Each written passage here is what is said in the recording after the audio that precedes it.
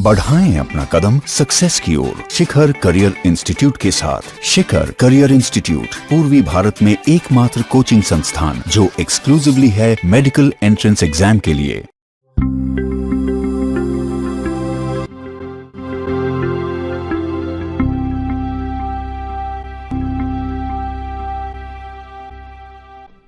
Welcome students, आप सभी लोगों का स्वागत है शिखर करियर इंस्टीट्यूट के इस ऑनलाइन लेक्चर सीरीज में।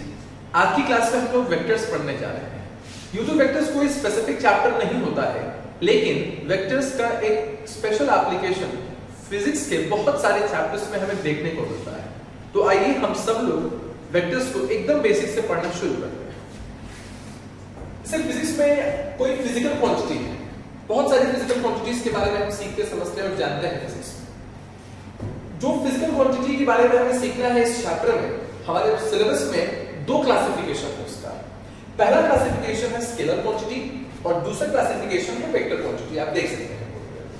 अब आपके मन में ख्याल आ सकता है कि स्केलर और वेक्टर क्वांटिटी आखिर है क्या। हम सब कुछ पॉइंट वाइज पढ़ेंगे और इस वीडियो लेक्चर सीरीज में मेरी आपसे स्पेशल रिक्वेस्ट है कि जब भी आप किसी भी चीज को यहां पढ़ रहे होंगे उसको अपने घर पर पढ़ते वक्त एक बार लिखकर जरूर पढ़ें, क्योंकि जब आप खुद से उसे लिखेंगे तो आपकी समझ और बेहतर हो जाएगी। तो सबसे पहले हम स्केलर के बारे में जान लेते हैं। स्केलर क्या है? मैंने यहां पॉइंट वाइज ही लिखा है सब कुछ, ताकि सब कुछ आपके दिमाग में पॉइंट वाइज ही सेटल हो जाए। कोई भी जो फिजिकल क्वांटिटी है उसको हम स्केलर तब कहते हैं जब उसमें सिर्फ मैग्नीट्यूड हो, उसमें कोई डायरेक्शन नहीं हो। एक मैग्नीट्यूड हो उसका और वो डायरेक्शन से फ्री रहे। और अगर ऐसे फिजिकल क्वांटिटीज को हमको ऐड या सब्ट्रैक्ट करना होता है तो हम simple laws of algebra use कर सकते हैं। वही पॉइंट वाइज यहां लिखा हुआ है, it has magnitude, it has no direction, it obeys simple laws of algebra. और इसके एग्जांपल के तौर पर हम बहुत सारे एग्जांपल्स देख सकते हैं, जैसे कि डिस्टेंस हो गया, स्पीड है, वॉल्यूम है, डेंसिटी है, मास है, बहुत सारा एग्जांपल्स है। इससे कोई कहता है कि किसी बाइक की स्पीड 5 मीटर पर सेकेंड है, तो इसमें सिर्फ उसके स्पीड की मैग्नीट्यूड की चर्चा है, इसमें डायरेक्शन की चर्चा नहीं है। कोई लेंथ के बारे में कहता है तो लेंथ को हम कह सकते हैं 5 मीटर, तो उसमें सिर्फ मैग्नीट्यूड है, इसमें डायरेक्शन नहीं है। और अगर हमको ऐड या सब्ट्रैक्ट करना होगा तो हम 10 मीटर और 5 मीटर को जब जोड़ते हैं तो वो 15 मीटर हो जाता है सिंपल लॉज ऑफ अलजेब्रा से। या 10 में से 5 को अगर घटाना है तो 10 में से अगर 5 घटा दिया जाए तो वो 5 मीटर बचता है। सिंपल लॉज ऑफ अलजेब्रा हम फॉलो करते हैं। अब हम चले आते हैं वेक्टर क्वांटिटीज पर। जब हम वेक्टर क्वांटिटीज की बात करते हैं तो उसमें बहुत इंपॉर्टेंट पॉइंट है कि उसमें मैग्नीट्यूड के साथ साथ डायरेक्शन भी होता है। लेकिन अगली बार बोर्ड पे मैं आपको समझाऊंगा कि सिर्फ डायरेक्शन होना और सिर्फ मैग्नीट्यूड होना ही किसी फिजिकल क्वांटिटी को वेक्टर नहीं बनाता है। उसके साथ तीसरा सबसे इंपॉर्टेंट कंडीशन यह है कि इसको ओबे करना है पैरेललोग्राम लॉ ऑफ एडिशन और सब्ट्रैक्शन। आगे चलते हैं ट्रायंगल लॉ ऑफ एडिशन ये सीखेंगे। ये simple laws of algebra follow नहीं करता है। इसके एग्जांपल के तौर पे हम वेलोसिटी, एक्सेलरेशन, फोर्स, मोमेंटम, बहुत सारी चीजें पढ़ने वाले हैं। तो याद रहे कि स्केलर और वेक्टर में ये डिफरेंस है कि दोनों में ही मैग्नीट्यूड है, लेकिन स्केलर में डायरेक्शन नहीं है और वेक्टर में डायरेक्शन है। ये सिंपल लॉज ऑफ अलजेब्रा को फॉलो करता है और ये parallelogram law of addition subtraction को फॉलो करता है, सिंपल लॉज को फॉलो नहीं करता है। और इसके एग्जांपल्स भी हमने यहां लिख दिए हैं। तो अब जैसा कि आप देख सकते हैं कि कुछ ऐसी फिजिकल क्वांटिटीज होती हैं जिनके पास मैग्नीट्यूड भी होता है और डायरेक्शन भी होता है, लेकिन उसके बावजूद हम उसे वेक्टर का दर्जा नहीं देते। लिखा है मैंने यहां कि there are some physical quantities which have magnitude as well as direction but they are not vectors. अब आपके मन में सवाल आ सकता है कि आखिर इसका कारण क्या है। इसका कारण बहुत स्पष्ट है कि ये physical quantities parallelogram law of addition और सब्ट्रैक्शन को फॉलो नहीं करता है, उसके बजाय सिंपल जो लॉज ऑफ अलजेब्रा है उसको फॉलो करता है। ये दूसरी बार हमने मेंशन किया है पैरेललोग्राम लॉ ऑफ एडिशन। अब आपके मन में सवाल आ सकता है कि आखिर ये पैरेललोग्राम लॉ ऑफ एडिशन है क्या। बस थोड़ा ध्यान रखिए, कुछ देर के बाद हम पैरेललोग्राम लॉ ऑफ एडिशन और सब्ट्रैक्शन को अच्छे से डिराइव करके पढ़ने वाले हैं। अब ऐसे फिजिकल क्वांटिटीज का कुछ बहुत सिंपल एग्जांपल है इलेक्ट्रिक करंट, प्रेशर और भी फिजिकल क्वांटिटीज को हम देख पाएंगे। यहां मैंने डेमोंस्ट्रेट करके बताया है कि कैसे अगर करंट I1 यहां से आ रहा है और ये दो भाग में बढ़ चुका है I2 और I3, तो I1 I2 प्लस I3 होता है। यहां आप देख सकते हैं कि जो सिंपल लॉज ऑफ एडिशन होता है अलजेब्रा में, वो सिंपल लॉ यहां फॉलो किया जा रहा है, ना कि कोई parallelogram law of addition follow किया जा रहा है। अब इन सब के बाद एरिया एक ऐसा फिजिकल क्वांटिटी है जो स्केलर और वेक्टर दोनों की एक तरह बिहेव कर सकता है। हम अलग अलग जगह इसका एग्जाम्पल देखेंगे। 10th में उससे बहुत पहले आपने सीखा होगा कि वॉल्यूम, एरिया और लेंथ का मल्टीप्लिकेशन होता है। यहां हमने डेमोंस्ट्रेट भी किया है। यहां जो एरिया है वो स्केलर की तरह बिहेव कर रहा है। और दूसरा एग्जांपल मैंने आपके सामने दिया है, E vector dot A vector is equal to 5 असल में फ्लक्स है। तो इसके बारे में जो विस्तृत चर्चा है वो 12th के क्लास में होती है, 12th का ये चैप्टर है।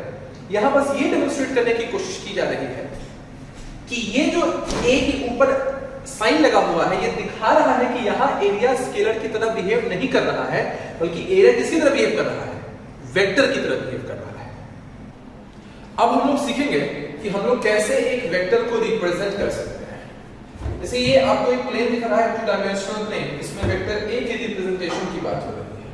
यहां इससे इस एरो से रिप्रेजेंट किया गया है वेक्टर A। इस एरो पर गौर करने वाली बात यह है कि इस एरो का जो ये स्टार्टिंग पॉइंट है उसको बोलते हैं हेड, यानी हेड ऑफ एनी वेक्टर। इस एंड को हम लोग बोलते हैं tell.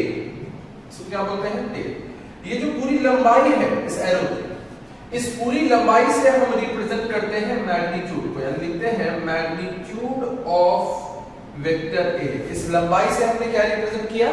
Magnitude of vector A। और ये जो एरो है, इस एरो से हम रिप्रेजेंट करते हैं डायरेक्शन।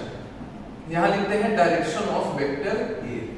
तो इस तरह से आप गौर कर सकते हैं, कहीं भी एक वेक्टर अगर आपको ऐसे दिखाई दे तो इस वेक्टर का ये जो पीछे वाला पॉइंट है उसको टेल बोलते हैं, आगे वाले पॉइंट को हेड बोलते हैं। इसकी जो लंबाई है वो इसके मैग्नीट्यूड को रिप्रेजेंट करेगा, और ये जो एरो है वो डायरेक्शन को बताता है किसी भी वेक्टर A के।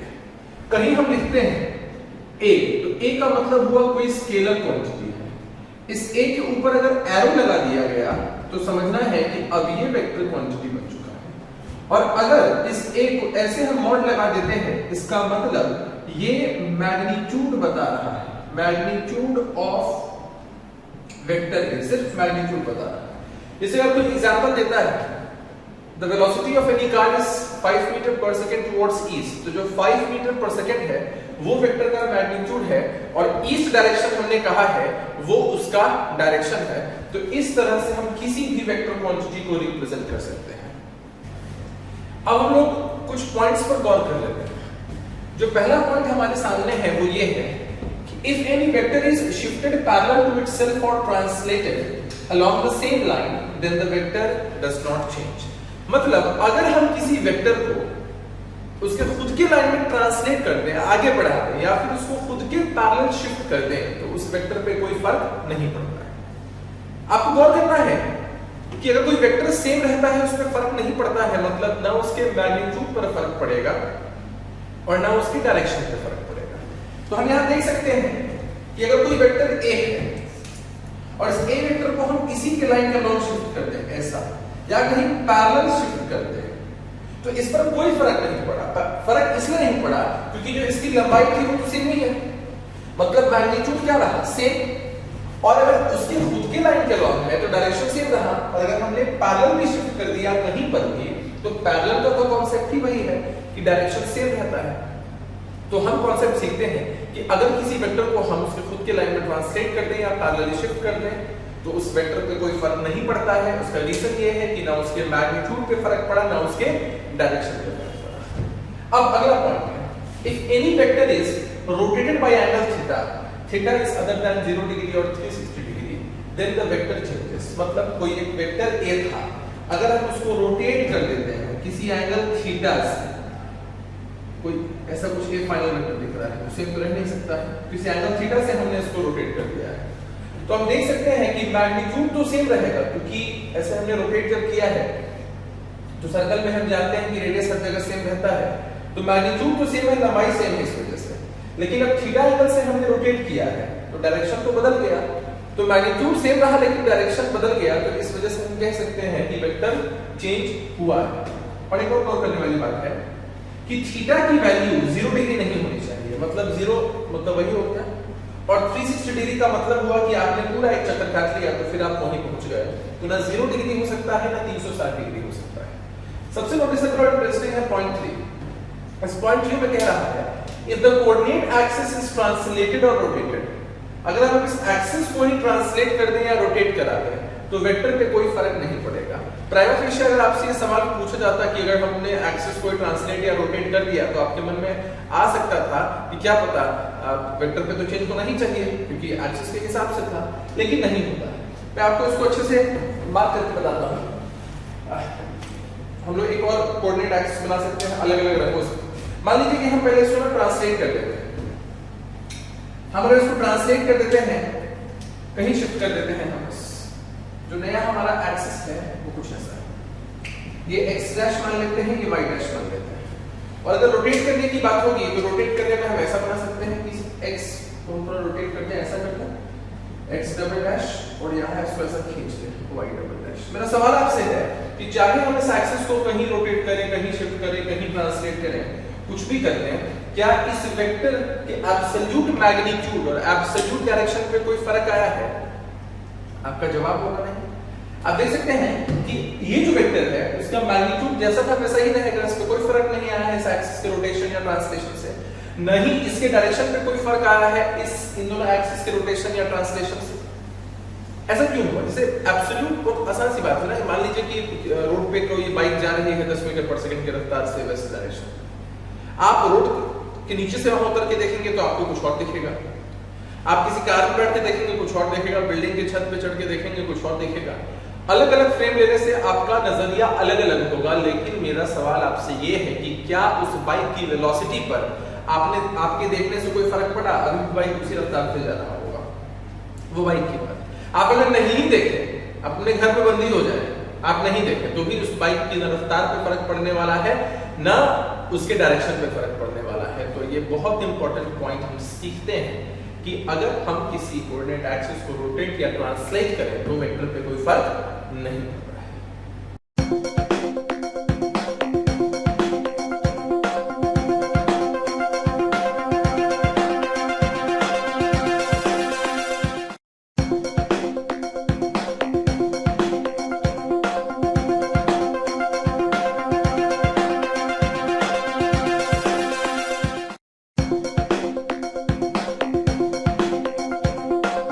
अब हम आगे सीखेंगे कि कैसे दो वेक्टर्स के बीच के एंगल को हम आइडेंटिफाई कर सकते हैं। तो हमारे टॉपिक का नाम है एंगल बिटवीन टू वेक्टर्स। इसमें दो पॉइंट्स पे आपका पूरा का पूरा ध्यान होना चाहिए। पहला पॉइंट है कि अगर हमको दो वेक्टर के बीच का एंगल निकालना हो तो उन दोनों ही वेक्टर्स के टेल्स कोइंसाइड करने चाहिए या फिर दोनों के हेड्स कोइंसाइड करने चाहिए।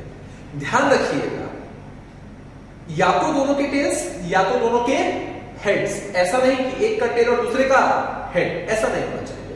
या तो दोनों का टेल या फिर दोनों का ही हेड। तो हमने पहले पॉइंट में गौर किया है कि टेल्स और heads of both the vectors should coincide, और दूसरा पॉइंट है कि smaller angle between them should be taken. हो सकता है कि ये बात आपको थोड़ी कम समझ में आए। डेमोंस्ट्रेशन में मैं इस बात को पूरी तरीके से क्लियर कर दूंगा। हम एग्जांपल यहां लेके देखते हैं। इस एग्जांपल में हमें बताना है कि वेक्टर ए और वेक्टर बी यहां है, इन दोनों वेक्टर के बीच का एंगल कितना होगा। हो सकता है अधिकांश बच्चे ऐसा करते हैं या किसी के मन में ऐसा ख्याल आ सकता है कि वेक्टर ए यहां दिख रहा है, वेक्टर बी यहां दिख रहा है और ये एंगल थीटा है, तो वो इंसान कह देगा कि angle between vector A and B is theta.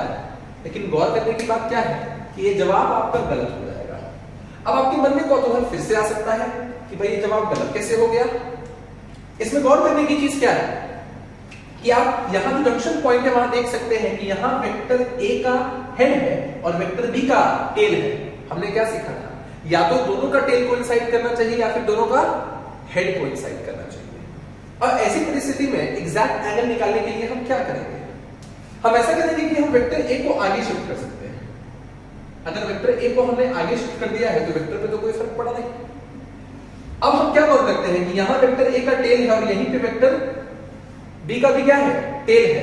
दोनों का ही टेल कोइंसाइड करता है, इसका मतलब ये एंगल इन दोनों वेक्टर्स के बीच में होगा। और ये वाला एंगल अगर ये थीटा है तो ये एंगल कितना हो जाएगा 180 माइनस थीटा। तो हमारा सही जवाब क्या होगा? सही जवाब ये होगा कि angle between vector A and vector B is 180 minus theta and not theta. तो ये जो पहला पॉइंट है वो तो आपके ध्यान में क्लियर हो गया होगा। एक और बात आपके मन में आ सकती है कि आपने वेक्टर ए को शिफ्ट करके दिखाया है, अगर किसी की इच्छा होगी कि वो वेक्टर बी को शिफ्ट करके देखे, हम ऐसा भी कर सकते हैं। हम चाहें तो इस वेक्टर बी को यहाँ पैरेलली शिफ्ट कर सकते हैं। अगर हम इसे पैरेलली शिफ्ट कर देते हैं तो फिर हम यहाँ गौर कर सकते हैं कि यहाँ ए का टेल और बी का टेल कोइंसाइड करता है, और ये जो एंगल है अगर ये 180 माइनस थीटा है, दोनों पैरेलल लाइंस है, तो ये भी कितना हो जाएगा 180 माइनस थीटा। पहला पॉइंट तो क्लियर हो गया। अब दूसरे पॉइंट के बारे में आप हो सकता है सोच रहे हो कि ये स्मॉलर एंगल का मतलब क्या था। मैं यहाँ क्लियर कर देना चाहता हूँ। अगर आपसे पूछा जाए कि यहाँ पे वेक्टर ए बी ऐसा है, स्मॉलर एंगल कौन सा है, लार्जर एंगल कौन सा है, तो आप शायद ठीक से नहीं समझ पाए। मैं इस डायग्राम को रीड्रॉ कर दूं और रीड्रॉ करके मैं आपको दिखाने की कोशिश करूं, या एक और अलग एग्जांपल से मैं दिखाने की कोशिश करूं कि कहीं वेक्टर ए हमें ऐसा दिख रहा है, वेक्टर बी हमें ऐसा दिख रहा है। दोनों का क्या कोइंसाइड कर रहा है? दोनों का टेल कोइंसाइड कर रहा है। और आपसे कोई पूछे इसको थीटा देके कि एंगल क्या है वेक्टर ए और बी के बीच में, आपका जवाब होगा कि angle between A and B is theta. सही जवाब है।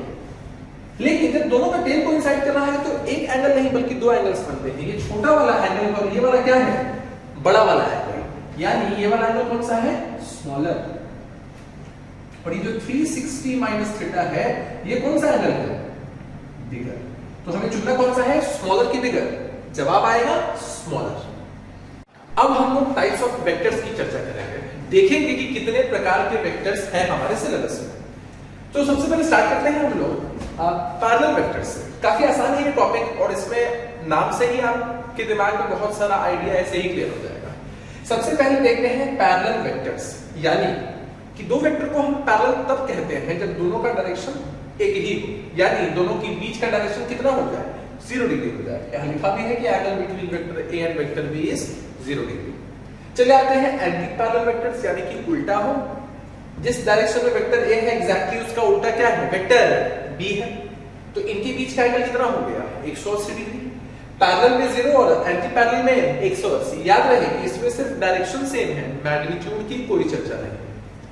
फिर हम चले आते हैं कोइनिशियल वेक्टर्स, यानी कि अगर दो वेक्टर्स एक ही पॉइंट से स्टार्ट करें, उनका इनिशियल पॉइंट अगर कॉमन हो तो फिर उन दोनों वेक्टर्स को हम क्या बोल सकते हैं? कोइनिशियल वेक्टर्स। यानी यहां लिखा जा सकता है कॉमन इनिशियल पॉइंट, ये इनका कॉमन इनिशियल पॉइंट। फिर हम चले आते हैं कॉन्करेंट वेक्टर्स के डेफिनेशन पर। कॉन्करेंट का मतलब हम जानते हैं कि बहुत सारी लाइंस को भी हम कॉन्करेंट तब बोलते थे जब सबका सब पास करे एक ही किसी कॉमन पॉइंट से। तो हम देख सकते हैं कि वेक्टर ए की बात करें, बी की बात करें या सी की बात करें या कोई और वेक्टर भी बना देते हैं, हर एक वेक्टर ऐसा अपीयर हो रहा है कि कहां से पास कर रहा है? पॉइंट ओ से, यानी कि ये क्या हो गया? कॉन्करेंट। जो अगला डेफिनेशन है वो है कोलिनियर वेक्टर्स का। कोलिनियर वेक्टर्स यानी कि एक ही लाइन में अगर दो वेक्टर्स हैं तो उनको हम कोलिनियर कह सकते हैं। अब इसके बहुत सारे केसेस पॉसिबल हैं कि वेक्टर ए और बी दोनों राइट की तरफ हो जाए, वेक्टर ए और बी दोनों लेफ्ट की तरफ हो जाए, या वेक्टर ए राइट और be left, vector A left और वेक्टर बी क्या? राइट।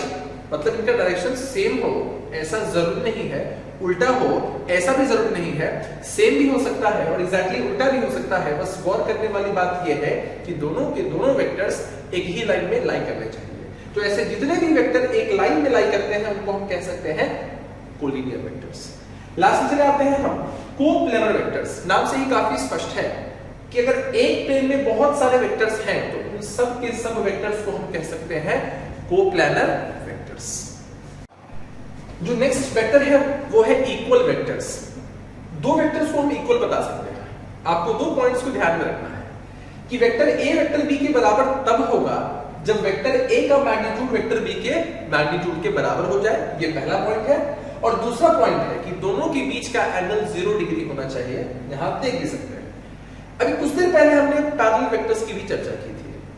पैरेलल वेक्टर्स में सिर्फ एक पॉइंट की रिक्वायरमेंट थी कि दोनों वेक्टर्स के बीच का एंगल 0 डिग्री होना चाहिए। उनका मैग्नीट्यूड सेम भी हो सकता था और डिफरेंट भी हो सकता था, लेकिन इक्वल वेक्टर होने के लिए दोनों ही पॉइंट्स बहुत जरूरी हैं। यानी कि ए और बी का मैग्नीट्यूड भी सेम हो और डायरेक्शन भी सेम हो, हम कह सकते हैं all equal vectors are parallel vectors, but all parallel vectors may और may not be equal vectors. तो ये इक्वल वेक्टर्स के बारे में हमने जाना। अब हम जानेंगे नेगेटिव और opposite of a vector.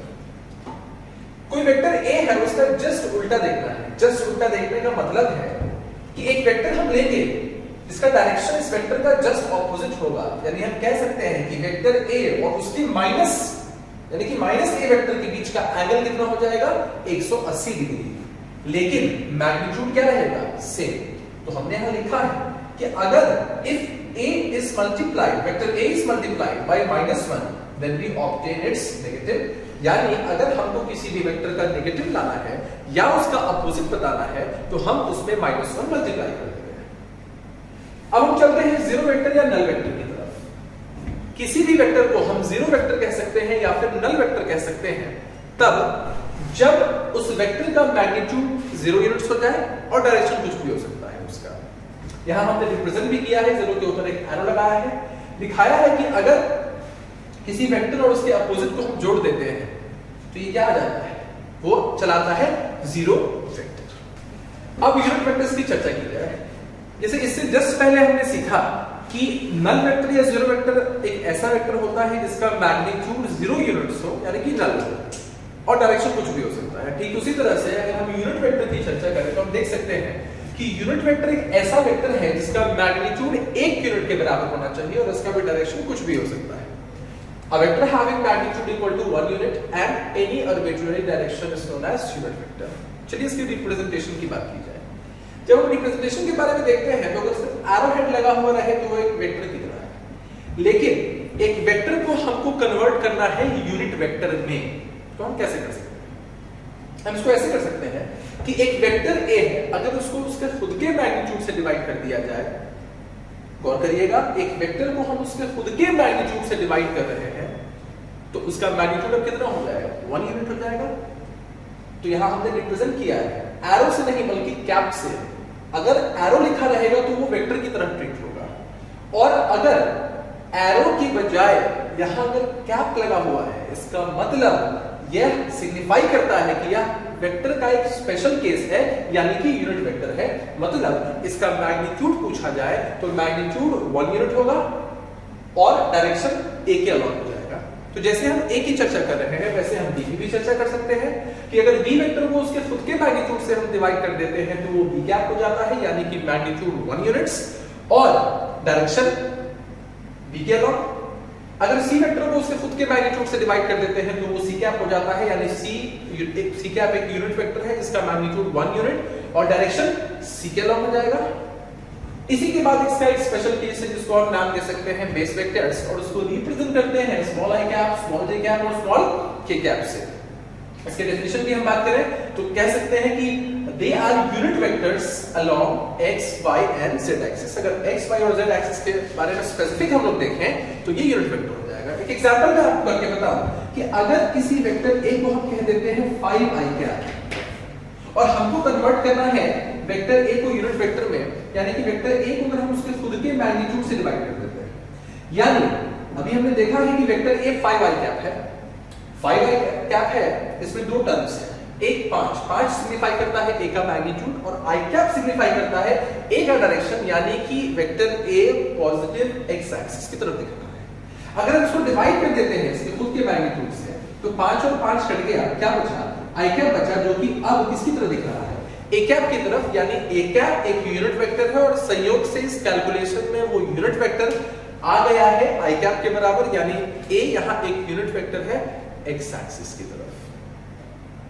Types of vectors के लास्ट सेगमेंट में अब हम लोग पोलर वेक्टर और एक्सियल वेक्टर देखेंगे। पोलर वेक्टर किसी फिक्स के पास कोई फिक्स इनिशियल और फाइनल पॉइंट होता है। जैसे अगर आप डिस्प्लेसमेंट की बात करें, हम अपने अगले चैप्टर में पढ़ने वाले हैं डिस्प्लेसमेंट के बारे में बहुत अच्छे से। डिस्प्लेसमेंट जो होता है उसमें कोई इनिशियल पॉइंट होता है और कोई फाइनल पॉइंट होता है। जैसे डिस्प्लेसमेंट हो गया, वेलोसिटी हो गया, लीनियर एक्सेलरेशन हो जाएगा, ये सारी चीजें जो है वो पोलर वेक्टर्स की कैटेगरी में आती है। और अगर आप एक्सियल वेक्टर की बात करेंगे तो एक्सियल वेक्टर जो होता है वो किसी एक्सिस को गिवन एक्सिस का उसके अलावा होता है। उसका एग्जांपल हो सकता है एंगुलर वेलोसिटी, एंगुलर एक्सेलरेशन। ये रोटेशनल इफेक्ट भी प्रोड्यूस करता है। तो इसके बारे में खूब अच्छे से हम सर्कुलर मोशन में और रोटेशनल मैकेनिक्स जो हमारा चैप्टर है उसमें पढ़ेंगे। आगे आने वाले समय में हम इसका डायरेक्शन कैसे निकालते हैं, राइट हैंड रूल का कैसे इस्तेमाल करते हैं, वो सारी चीजें हम आगे आने वाले समय में सीखेंगे।